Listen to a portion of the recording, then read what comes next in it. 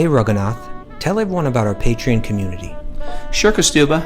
The Wisdom of the Sages Patreon community is an incredible online yoga resource. If you like the type of yoga wisdom and culture we share on the show, then our Patreon community is a great next step. This is a listener-supported podcast, and any level of sponsorship will unlock a wide range of live and archived classes, talks, and even workshops.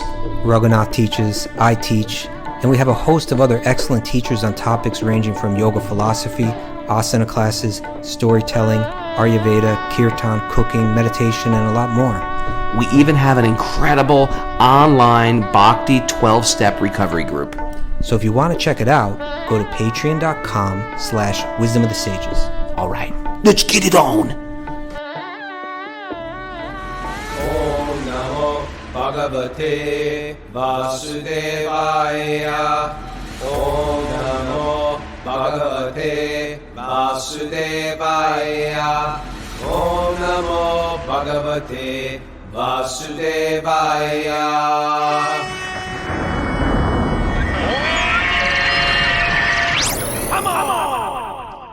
Live from historic Nashville, Tennessee. This is Wisdom of the Sages, a daily yoga podcast with your host, Raghunath, and co-host and senior educator at the Bhakti Center in New York, Kaustubha Das. Welcome to the show. Welcome, everybody, to our Wednesday class. We're going to do our walk on Wednesday tomorrow. We're going to call it Look What We Got on Thursday. We're going to have to change that name a little bit. Look What We Got on Thursday. And welcome, everybody. We do the Srimad-Bhagavatam every day. If you're new to the show, there's a study of India's most sacred literature. And I'm not saying that just because I'm favoring it. I'm just saying that after you study all the Vedic scriptures, you'll get to the point where devotional love is the highest thing we can get to in the yoga system. It's seeing divinity, not just in God above, but in every living being, no matter what color, not what gender, no matter what's a race, but even what species they are in. We have to learn to love all species. Isn't that a good concept? Yeah. Yeah. And you know who's qualified to teach that, Kaustubha? I You could guess, are. but no. Well, I was going to say, I don't have Walk on Wednesday, but I've got this great book called The Nectar of Instruction. Oh, yeah. And it goes right into who's qualified to teach this stuff. And of course, we're all feeling unqualified, but this is the qualifications that's set forth in the sacred literature. I'm going to save you my Sanskrit and just read the English. Vacho vegam manasakroda vegam. Yeah, it sounds like vegan, doesn't it? Vacho vegan. Vacho vegam manasakroda vegan. It's actually a good one to learn. It's easy to memorize. It's easy because it's a lot of words you know. Vegam. Manasa, the mind, kroda, anger, jiva, the tongue, like not jiva, but jiva. Different place you put that accent, right? Is there an H? Is there aspirated J in that one too? It's a J-I-H. No, it's just a regular HVA.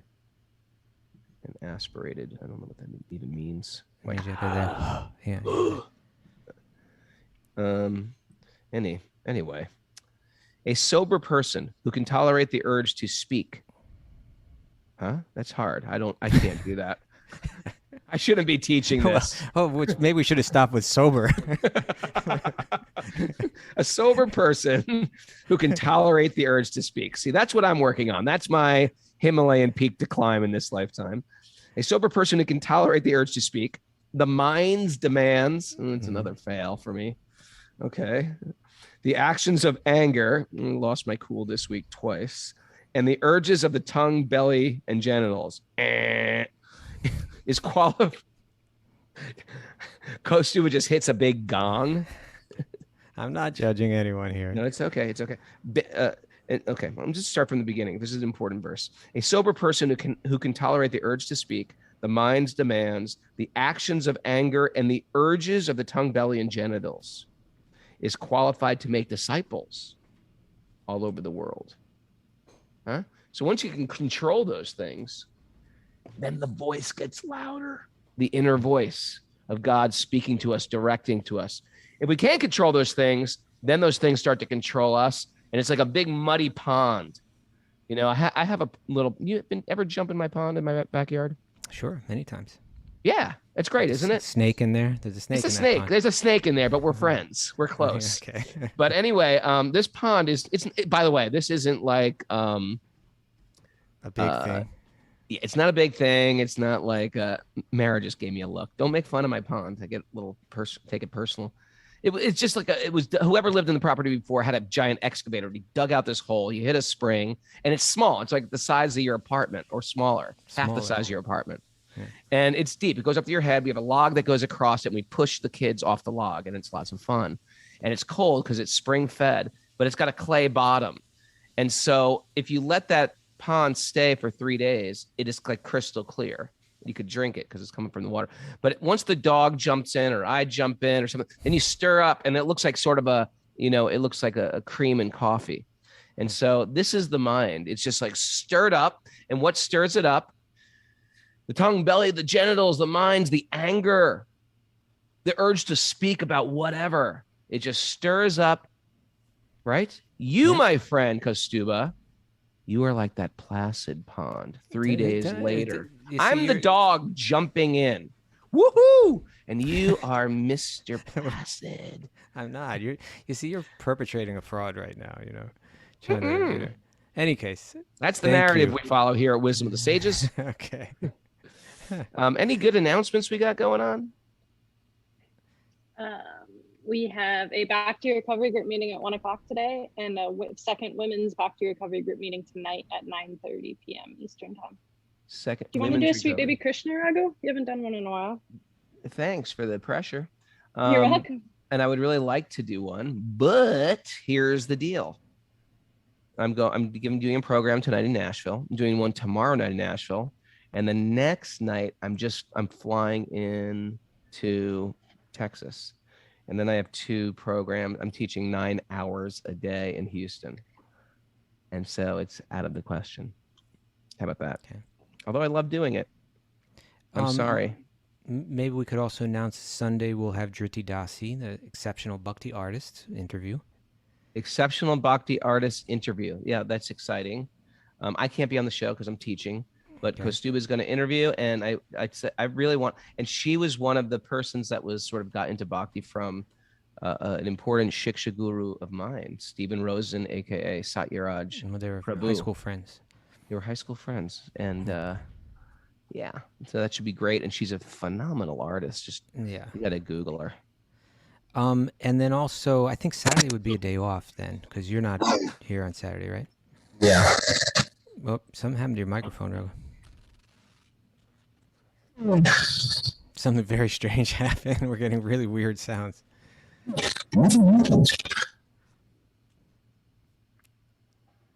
How's that? Better. Now we can't hear you at all. Not at all.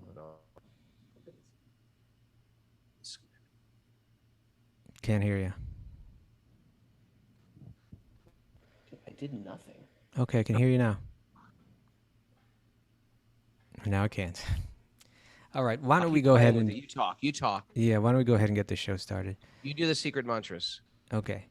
Narayanam namaskritya naram chaiva narotamam devim saraswatim vyasam tato jayam udirayat.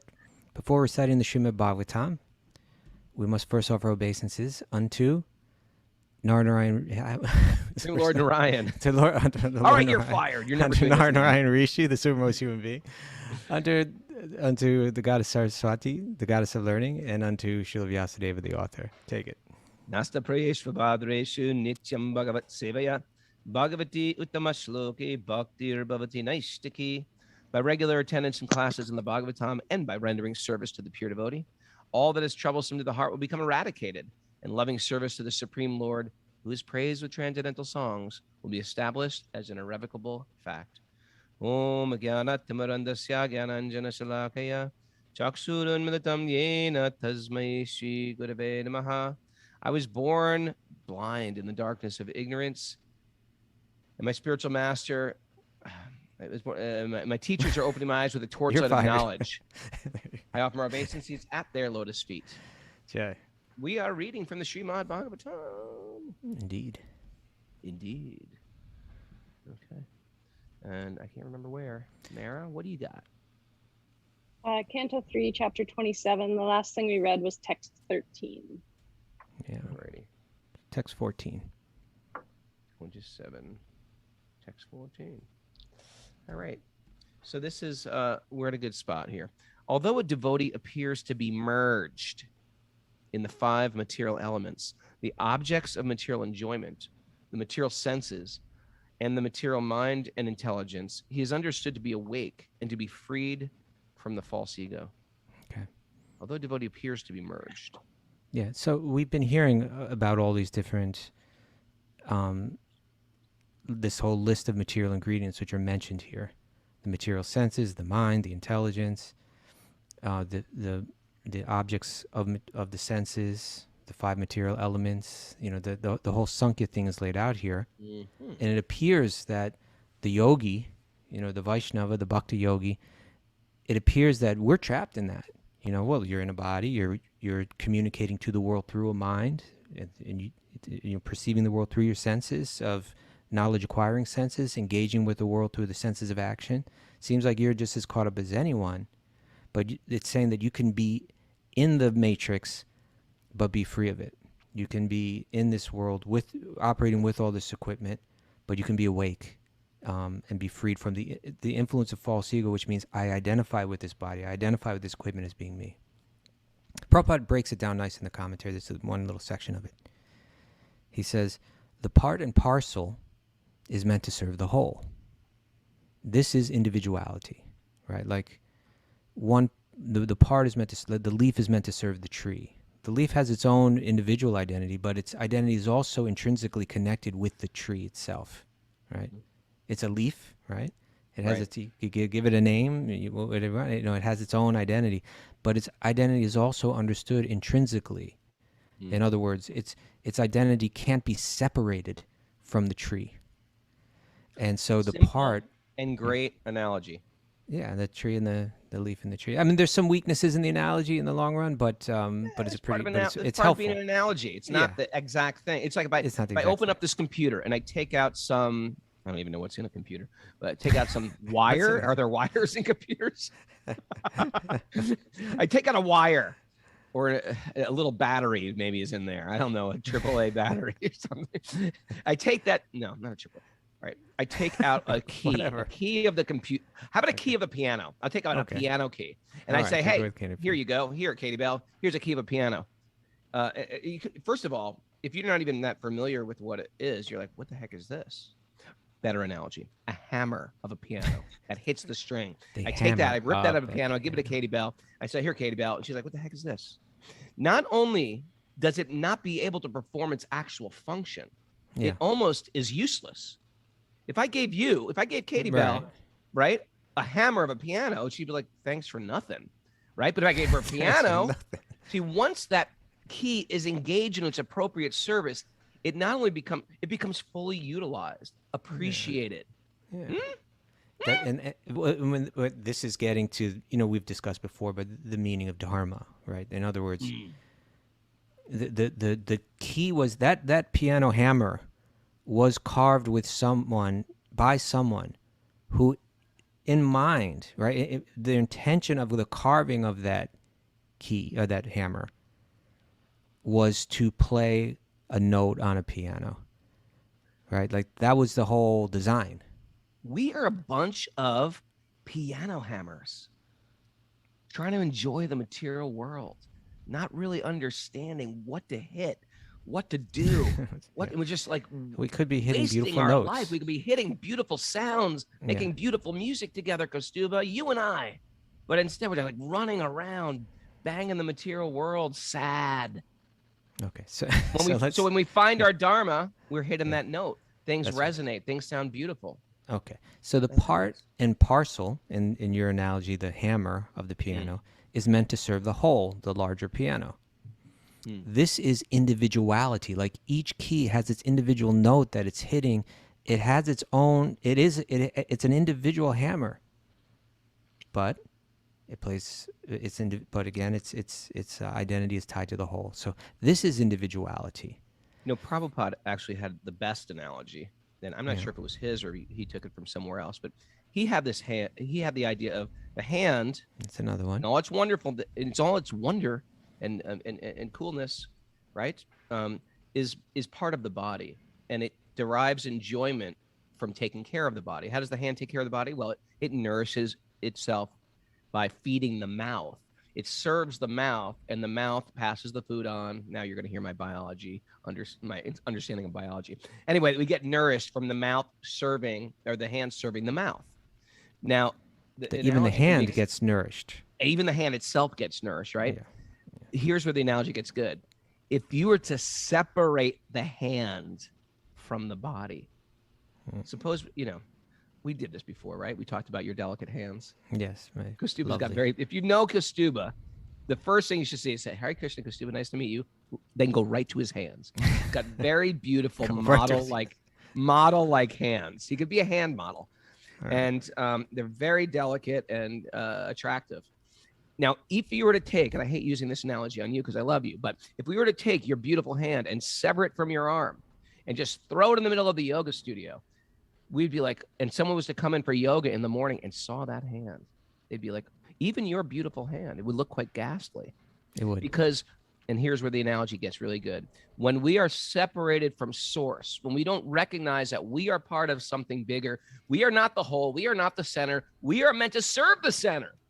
That's where we find our use. That's where we find our beauty. That's where we find our joy. That's where I find your beautiful hand. But once we sever ourselves from the whole, we're just like lost in this world. We are, feeling around in the dark, trying to find ourselves, trying to find some happiness, looking for love in all the wrong places. Okay. Let's continue this commentary. Oh, that was a commentary in itself, man. It was great. It was great.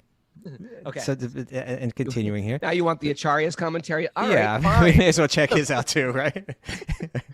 Right, the part and parcel is meant to serve the whole. This is individuality. It is so even in this material existence when the living entity apparently merges in matter, right? It appears I merge in the body. It appears I merge in the senses. It appears, that I am the body even. His gross body is made up of 5 elements: earth, water, fire, air, ether. His subtle body is made of mind, intelligence, false ego, and contaminated consciousness. And he has 5 active senses and 5 knowledge-acquiring senses, right? So 5 active senses, 5 knowledge-acquiring senses everyone knows, 5 active senses, which, again, Sankhya philosophy identifies we have 5 senses of action. And that's what are they again? The voice is one. Voice.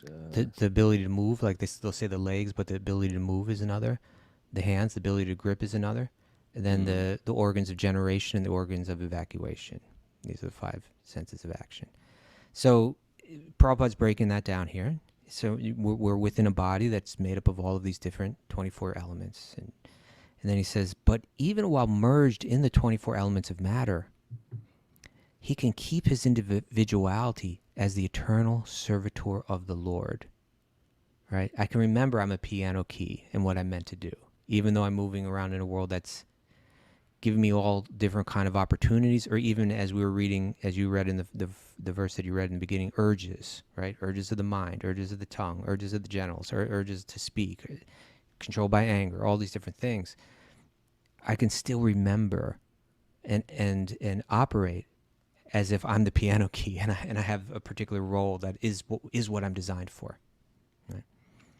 So he goes on, either in the spiritual nature, in the spiritual realm, or in the material nature, the material matrix that we're living in, such a servitor is considered to be a liberated soul.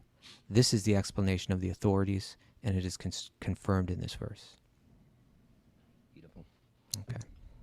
All right. Well, Text 15. Text 15. What is going on with my computer? There we go. The living entity can vividly feel his existence as the seer.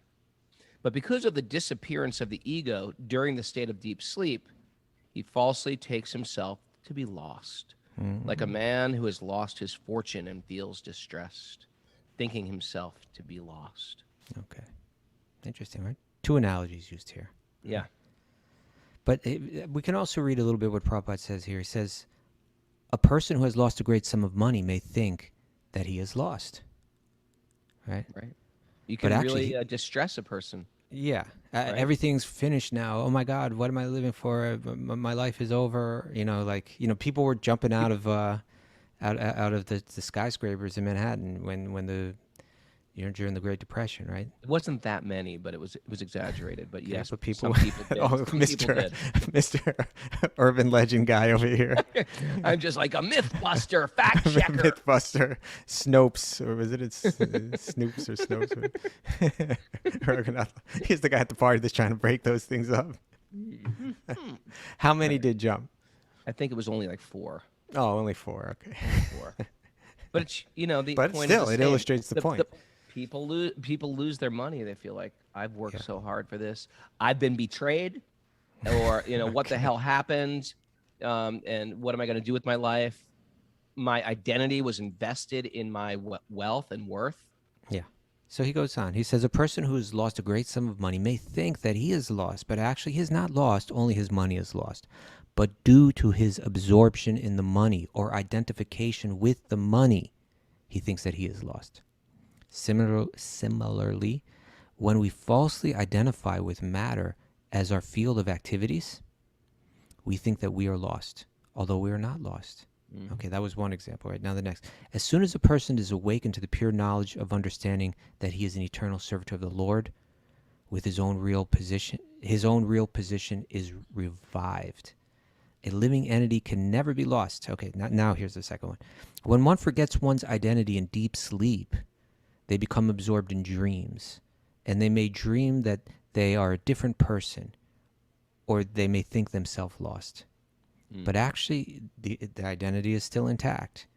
This concept of being lost is due to false ego, due to a force in nature that influences us to identify with the body and the mind, the false ego, right?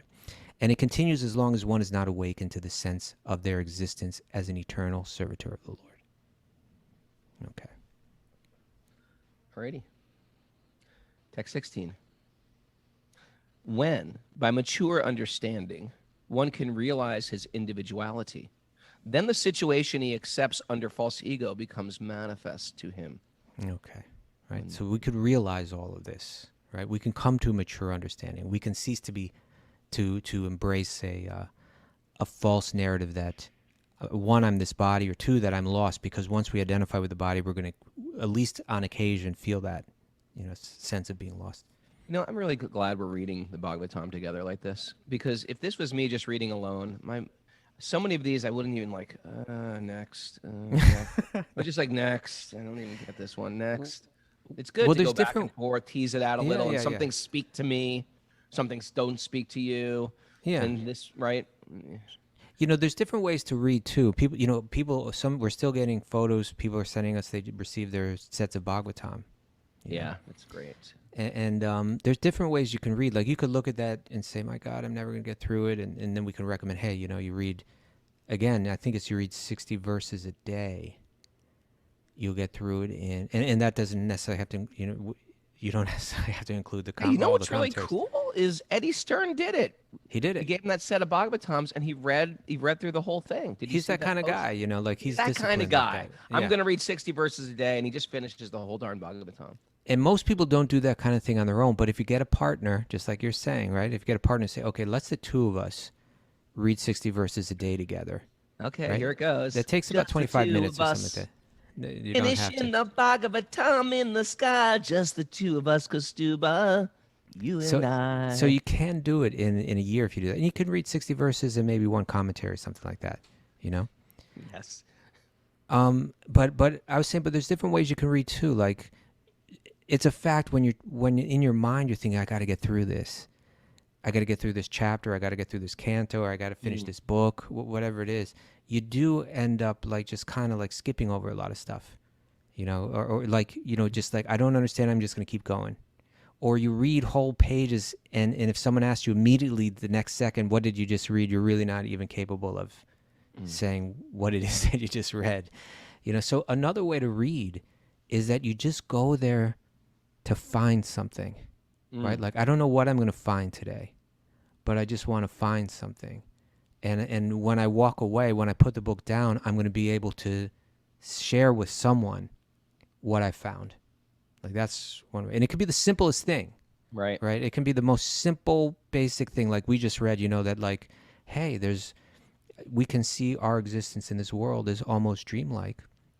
Sometimes, in a dream, you feel you lost your identity, but you're still lying there asleep. Your identity is not gone, but you're just experiencing it in your mind in the dream.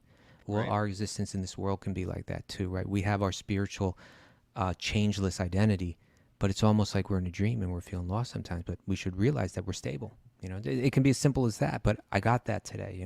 You can read like that. And another way to read is to read almost like, read as if you're doing it as like a puja, like as if it's a process of worship. Like, I'm going to read this text right now to please God, right? And I'm going to read it as nicely as I can. And even if it's just one page, or even if it's just one paragraph. You know what I saw yesterday, Raghunath, and it struck me? What? I was, I live right near Central Park, and I live right near that part of Central Park where people sing Beatles songs every day. Oh, right? yes. What street do you live in? I forgot. 71st. My brother just moved to 72nd. Get out. No. West serious. Side or East Side? West Side, right near you, a block away. We got to meet him, right? We got to have him over for lunch or I something. don't think you'd like him. I'm probably going to bump it into him all the time. Maybe. He looks like me. All right. He lives on 72nd between Columbus and Broadway? He lives right near Central Park West. Wow. Amazing. So he may be like right in that building, like right across from me. Might be next to you, making that No, we noise might at be night, looking whatever. at each other. Yeah. So in any case, there's like a little memorial to John Lennon there. A lot of people have seen this mosaic where it says "Imagine." Strawberry Fields, is that it? It's the They call it Strawberry Fields part of the Fields? park. And so Isn't what that happens? right where John Lennon lived? Isn't that where the Dakota is? Isn't that He where lived got on the shot? corner. Yeah, exactly. Right across the street from it. So you get there's like a team of like there's like a schedule of. It's like a 24-hour kirtan, but they're all a bunch of Beatle fans. It's not 24 hour, but every afternoon there's people that 1 hour at a time they sing Beatles songs there. That's sweet. It is sweet, actually, and so like They should I'm do that with constantly. all the big American bands. Like They there should should be do a with- Fleetwood Mac station at Central I don't Park. think it would go over as well. I was thinking that, I was thinking, there's one. Slayer, There's few things that we can all get together on, but like Slayer in Tompkins Square that Park. the that would be a Beatles big- are good is like one of is except for you that the Beatles are good is like something that like the vast majority of people can accept and unite on. Yeah. You know. I'm not a crazy Beatle fan. Okay, so in any case, there's these different singers, and some of them are really super talented, and some of them less so, and it's cool. Everybody's happy with it. Sometimes they're singing, there's big crowds around, Yeah. and everybody's getting into it and totally like thriving on it. And Like it's a tourist attraction. People go It's a there to tourist pay attraction. homage. They bring flowers. Yeah. And sometimes there's very few people there, or people just all seem distracted. They end the song and nobody clap. It's like that too. Yeah. And I often sit there and listen to a song or two before I go home. And I was watching this guy yesterday, and he just got up there, and then it was a very few people there, not Yeah. much to perform for. Right. And he began his thing. He stands up. He's got his acoustic guitar, and he was.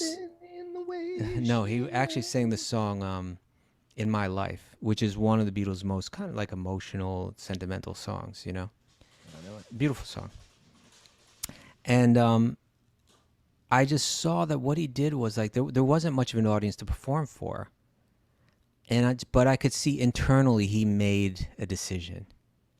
I'm just gonna sing this song as perfectly as I can. He put his whole heart into it. You could see it, And it was almost more like what was going on was more an internal thing, or even like a religious thing. Like even it was between him and God, or him and the spirit of John Lennon, or whatever it was, right? Right. He said, I don't care who's looking or who's not looking. It's like the Bhagavad Gita. He's completely detached from the results. Well, it did illustrate something to me about practice, right? In other words, that it's like he decided that I'm going to do this. I may as well do it as well as possible. And it was something, it was like an internal conviction or commitment that he made. And he really, it was touching actually to see. But I thought, like, what if I chanted my japa more like that, right? What if when I sat down to meditate on my japa, I just said, it's just me and God right here, right? It's just me in this mantra. And I don't care if people realize it or don't realize it or whatever. Let me, with the same kind of intention to make that song beautiful that he had, what if I just tried to make this one round of japa perfectly beautiful, like perfectly offered, like, That's perfectly nice. executed. So I think we can do that when we read too. Let me pick up the Bhagavatam. Let me read one verse and one purport. Let me read it to God, right? And let me read it as perfectly as I can. Or let me open myself up to this perfectly to receive whatever I'm meant to receive right now. Let me fully open myself up, be fully attentive with the same kind of conviction that singer had. Let me read this 100% committed, like that. So you can read like that too, You know what I like to do? Read in front of my altar as if I'm reading to and God. read aloud. Yeah, and read out loud, like I'm reading them a story. Okay, it's story time, like that. Yeah. And one thing that helps me chant the japa like that is not chanting japa. It should be just me, my japa beads, and God, instead of me. I make it a foursome. My I get telephone. my japa beads, God, and my iPhone. Yeah, That is a bad combination. Don't let the iPhone in the circle, Right. because the iPhone is. You think Krishna's all attractive? The iPhone's all attractive too, and you're like fighting for attention there with your mind, and it's just like drawing the mind away. It's the biggest distractor of all time. So yeah, Yeah. I like your So- idea. Yeah. So again, for people that are experiencing what you were just talking about, like, I'm just like blowing through this and I'm not picking anything up. There are different ways you can approach it, right? And and also, like, when you read aloud, like, it's a fantastic way to read. You stand in front of your altar, or sit in front of your altar. You don't have to stand, and you read out loud, and you try to read it like you were like being broadcast on television or something. Like, Right. in other words, every word you want to say it well. Don't worry if you screw up, but it keeps you attentive to the reading, and it keeps you attentive to the message. And I like the idea that it keeps you attentive that God is a person. You're reading like you read to a child. You try to keep it animated and lively and the appropriate diction. Okay, so everyone's got a little homework today, right? Give it a try. Yeah. Read and chant to God. Why don't you read the commentary to text 16 with the That I can same do. kind of with that same kind of conviction, Raghu? The whole thing, all the way through, perfectly. Okay, read the verse too, text 16. When by mature understanding one can realize his individuality, then the situation he accepts under false ego becomes manifest to him. Actually, text 17. My bad. Whoops. All right, hold on a second. Oh no, is it 16? Yeah, Come on. 16 or 17? yeah, it was 16. But I think I already read that. Did I? Yeah. Oh, that was 15. Oh no, I'm sorry. I wanted you to read text 17 and then read the commentary. We haven't read text 17 yet. Sri Devahuti inquired, my dear Brahmana, does material nature ever give release to the spirit soul? I find me asking this question, just like Devahuti, I find me asking this question every day. My dear Brahmana, does material nature ever give release to the spirit soul? Since one is attracted to the other eternally, how is their separation possible? Can we ever break out of the matrix? It seems it's too influential. like It's too strong, right? It's too woven into the... Yes. Okay, read the purport. commentary perfectly, Raghunath. Okay, I'm gonna read it to you as if I'm reading it to God. Okay. You don't have to put me in that. It's too much pressure. Devahuti, the mother of Kapila Dev, here makes her first inquiry. Although one may understand that spirit, soul, and matter are different, their actual separation is not possible, either by philosophical speculation or by proper understanding.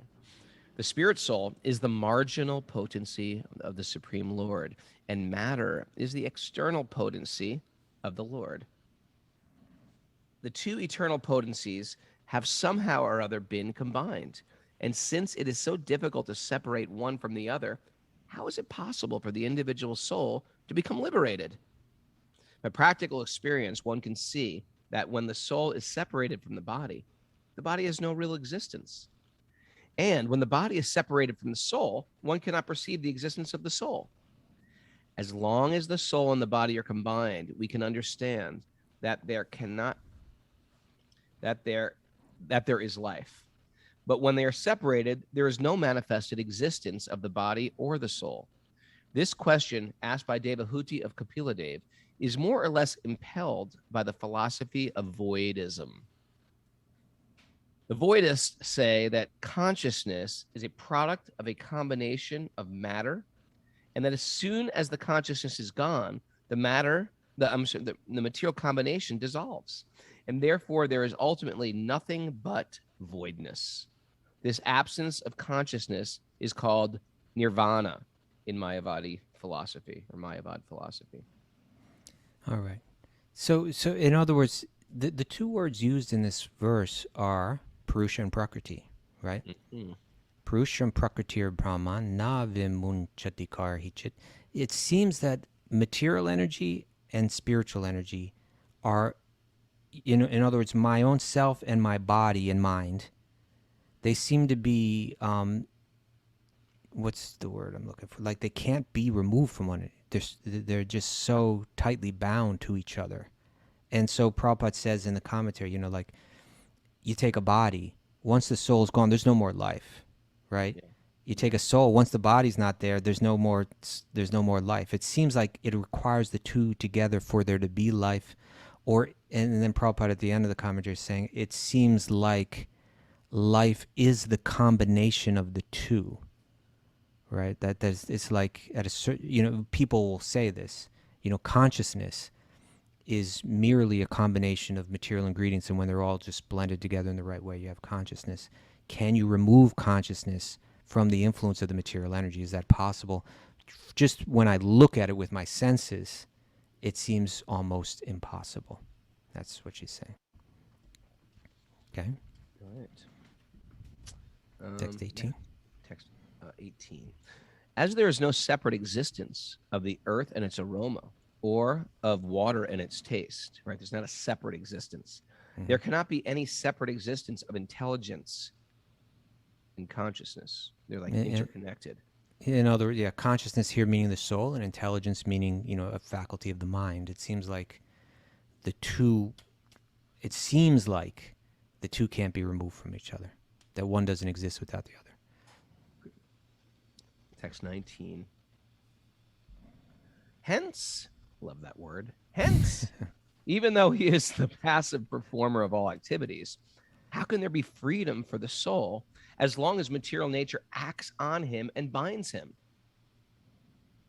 Though he's the passive performer of all activities, how can there be freedom for the soul as long as material nature acts on him and binds him? Mm-hmm. Although he is the passive performer of all activities, right? Yeah. In other words, although we are removed from the body and it is material, we discussed this, a couple weeks ago, right?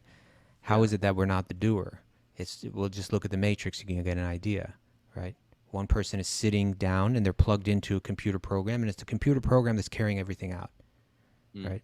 So also, although one is the passive performer of activities, right? I desire, and then the material energy starts to move them around. How can there be freedom for the soul as long as the material nature acts on them and binds them? So even though, Neo was sitting in a test tube or whatever, plugged into that, and he was separate from the matrix, and the matrix was this illusory thing with a separate existence, he's plugged into it. Is there any way to unplug?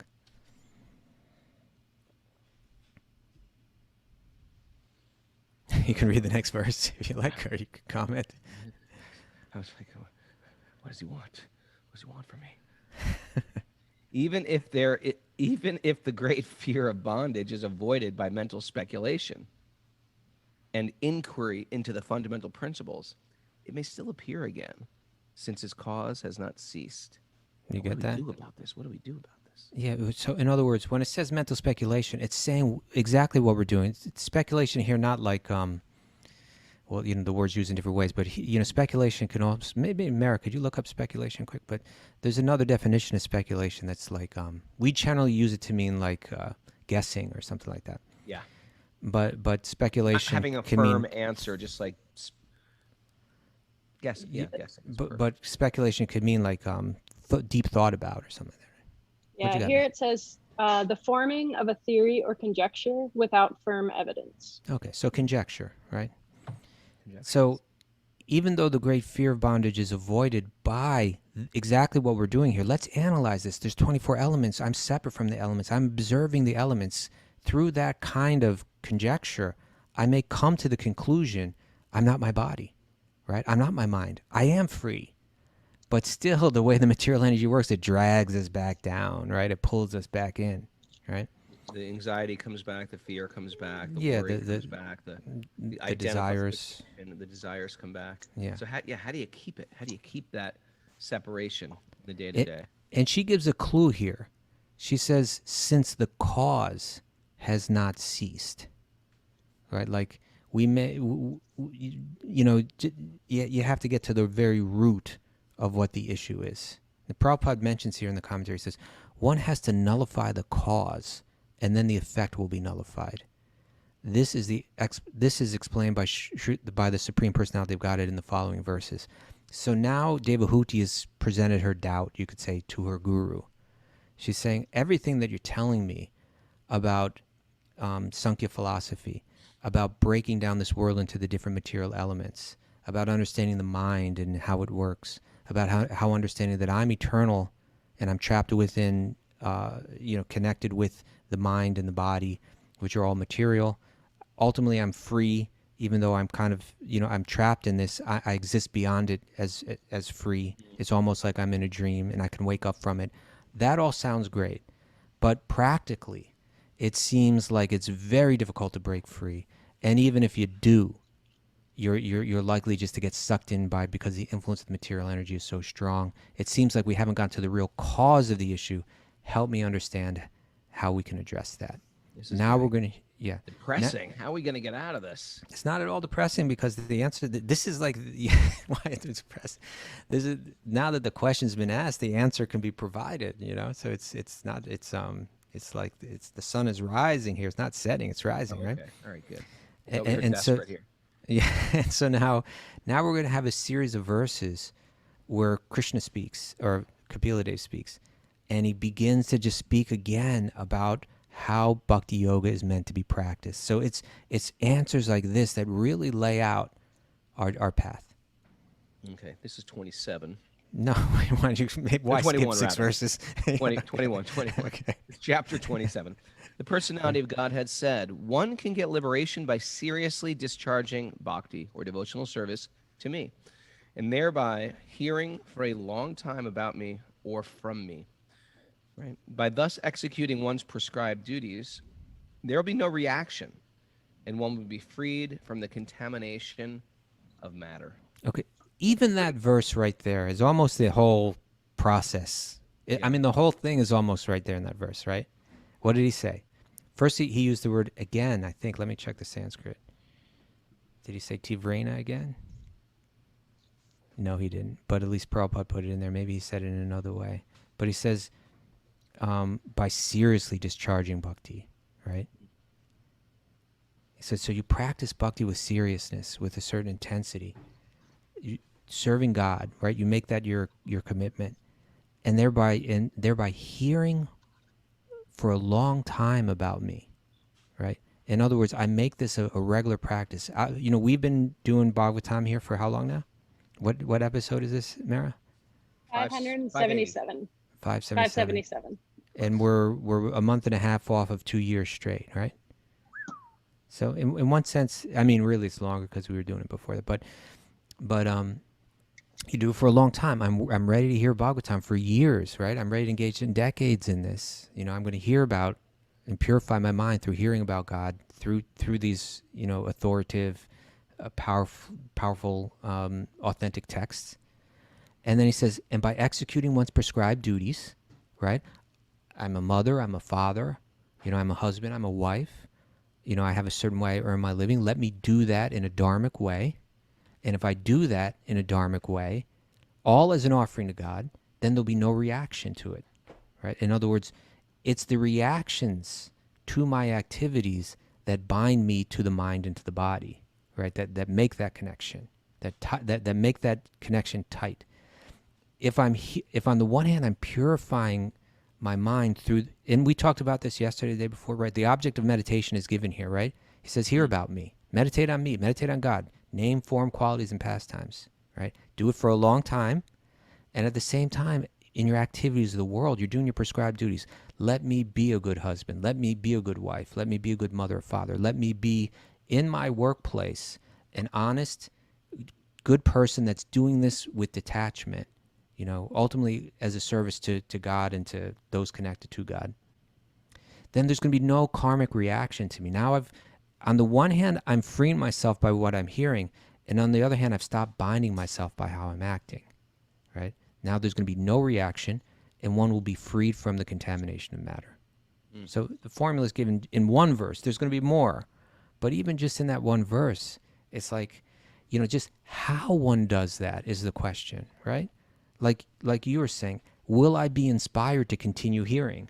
What do I need to be inspired to continue to read Bhagavatam every day? We got to work that out then, right?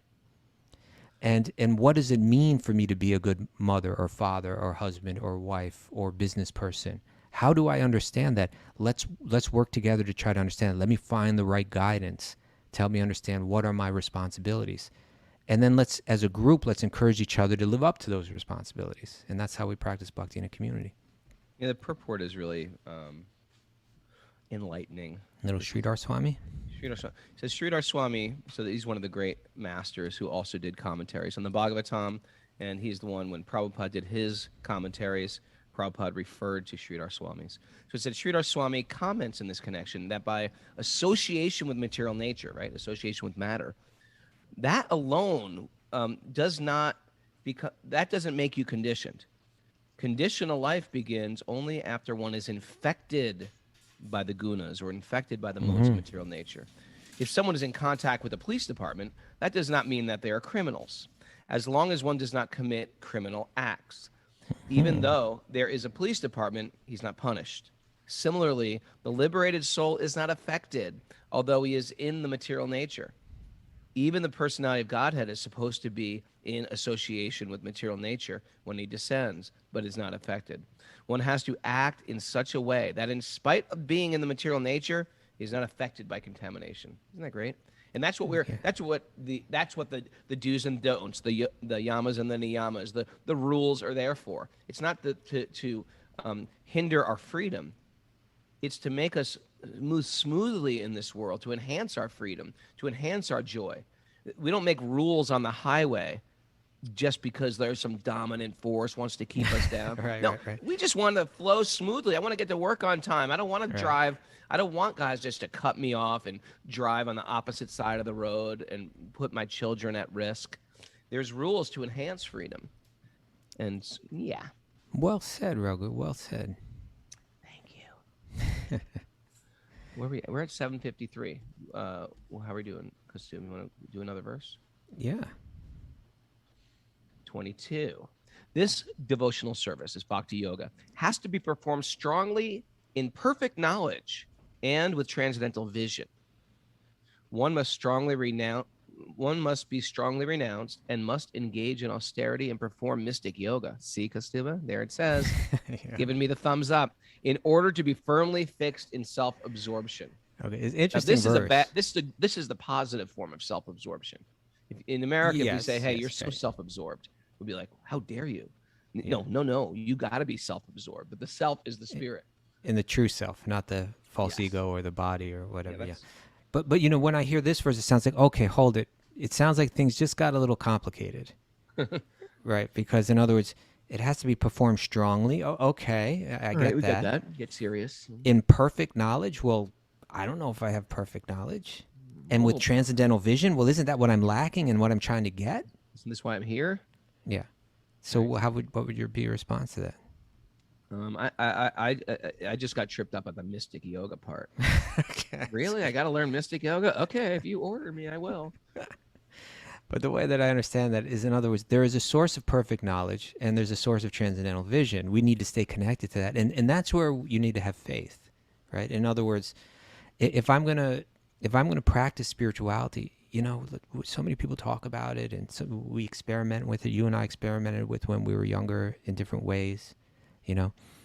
But at a certain point, because the whole subject matter is dealing with things that are beyond the senses, you need a source that can connect you to that which is beyond the senses, right?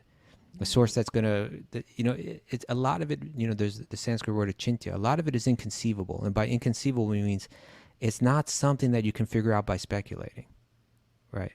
And, you know, when we say inconceivable, like, let's try to just understand that in the context. Like, for instance, right now, Raghunath, you're apparently in a house of some sort. I don't know what kind of house you're in. I don't know anything about the house that you're in right now, right? Zero. If someone were to ask me what is the color of the house on the outside, like what color is it painted, to me that's inconceivable. Like I can't reach the answer in any authoritative way based on my speculation. I could sit here and speculate about it all day, but whether I've got the answer correct or not, I don't know. But you could step outside, look at it, and you could tell me, and then I would have perfect knowledge. And in a sense, you know, in a analogous way, transcendental vision, right? My vision does not extend to the outside of the house that you're in, but yours can. Yours can transcend the limits that my vision has. Right. And that's now. why we say the most authoritative way of understanding truth is Shabda Brahman, is hearing from people who have understood truth. And the less effective way is through pratyaksha, or using our senses. Why? Because Kaustubha's senses don't have the ability to even see. They're cut off. Even though he has great eyes, he can't extend those. The eyes are still limited, and he can't extend them to look outside this house that I'm in. So Shabda Brahmana is the best. Pratyaksha, what's the other one? Pramana, the inference. Abhiman, right? Abhimana. Yeah, like the inference. Speculation, you know. Yeah. They're all useful to some degree, but our highest is Shabda Brahman. Well, particularly when it comes to understand. If I want to understand what color, you know, the outside of your house is, for you, it'll be using your senses because you're right there. You can see it. I like that analogy. But for me, I need to hear it from you, because right now your senses have transcended the limitations that mine aren't, because you're there. Okay. So that's how you said that for transcendental vision or perfect knowledge? Well, for both, right? In other words, we get transcendental, but you see, to me, what this is indicating is we learn this from people who are and this is such a big deal again now too. You know, you see these popular gurus, you know, there's always new ones coming up, right? There's always a new guru coming up, isn't there? Who's the latest? And there's always the old ones going out. And usually with some kind of scandal. But not always. But the point is, you know, look for the people that aren't trying to present themselves as big gurus. Look for the people that are trying to act as servants and represent a literary tradition, right? Represent this knowledge as it's been handed down in the sacred literature, right? Then you're actually connected to the yoga tradition. And there's a potency of tradition. Yeah, and if there's someone presenting themselves as I'm a big guru, and they're kind of like quasi related to the tradition, and they're not referring to these texts and not feeling the personal, their presentation more like, I'm enlightened, so hear from me. No, it should be, I'm representing here. I'm going to try to help you understand what's represented in these texts. It's a very different approach, right? And so again, how are we going to get perfect knowledge? How are we going to get transcendental vision? It comes from these texts, and people help us understand these texts, and therefore we put faith in people because of the sincerity and transparency of that representation, and not because of their charisma. You know. Sure. Okay. Yeah. perfect knowledge with transcendental vision. Yeah, we don't have the transcendental vision, so therefore we hear who from someone who has transcendental. What does God look like? I don't know. You got to open up the Bhagavatam. It's a chincha for us. We can't understand it without it being handed down. Yeah. Okay, that's good. 23. Oh, maybe we should end here, huh? We got a couple. Yes, more yeah. We should. Mara, Mara, do you have some jewel? Some jewel. What did you glean? Some nugget. What are those called? The niblets. Niblets. You have a niblet. Give us a niblet. I have a few different niblets here from today's show. The leaf is meant to serve the tree. The leaf is meant to serve the tree. We're a bunch of piano hammers missing the notes, trying to enjoy the material world. Yes, we are. Our joy is in serving the center. We are never lost. Strive to make your offering as sincere. Wait. We are never lost? Yeah, in other words, ultimately we're not lost. Just like in a dream, the person appears lost in the dream, but they're not lost. So ultimately. Because I'm a little lost sometimes. Strive to make your offering as sincere and attentive as possible. Yeah. Rules enhance freedom. Look for servants of Shastra, not the big gurus. It just came in right at the end. Yeah, even Kaustubha's beautiful hand detached from his body is grotesque. Yeah. Disgusting. It would be attractive, but... And we're looking for love in all the wrong places. We are looking for love in all the wrong places. Oh, I wish I had that queued up right now. Just the two of us. How about that? Prefer this. The song never gets... That's the interesting thing with these transcendental songs. They never get old. It really doesn't. They're fresh. They're ever fresh. I can listen to the song every day for the rest of my life and still be like, oh, I want to hear it again today. What if you listen to it 10 times a day every day for the rest of your life? I could do it. You know why? Krishna What about 100 times a day? Will always satisfy. Okay. Always satisfy. So gotcha. Thanks to everybody for joining us. Are you going to Texas today? No, I'm in Texas Friday, Saturday, and Sunday. Today I'm in Nashville. I hope I see a bunch of Nashville people around here. I saw Alexandra Moga yesterday. Where are you guys going now? Just lost the screen. There they are. Thanks, everybody. I apologize. I know it's Kartik, and I'm doing a lot of hearing and chanting myself just for the awkward times. So I highly encourage everyone to find some time to read Krishna book. Yesterday I read about Nalo Kaveri and Mani Griva. That was very nice. And find some time. It's a special month this month, and it's winding down. We're on day like 24-ish, 25-ish. Only like 5 more days, I think, of Kartik. Is that it? It's running down. Take it down. I haven't got an exact number, put it up. If you like what we're doing, you go to patreon.com/wisdom of the sages, and then you can support us. Anything you want to give really helps us keep this program going. Check out our Bhakti recovery group. You can sign up for our newsletter, all on wisdomofthesages.com. And do us a favor, go to Apple Podcasts and write a review and tell us your story, how you got here. I read them all. We love to read these things and to inspire people. Remember, it's not Tell a Friend Friday yet, but if you've got a friend that you think is on the edge, you can tell him. Right? You just tell a friend any day. You take a little quote from the show, you post it on your stories, and you share that with the world, and you tag Wisdom of the Sages, and we'll repost it. But it's one of the sweetest things you can do is give spirit to someone else, because people are all looking for it. No matter what they say they're looking for spirit. Thanks, everybody. Let us dance!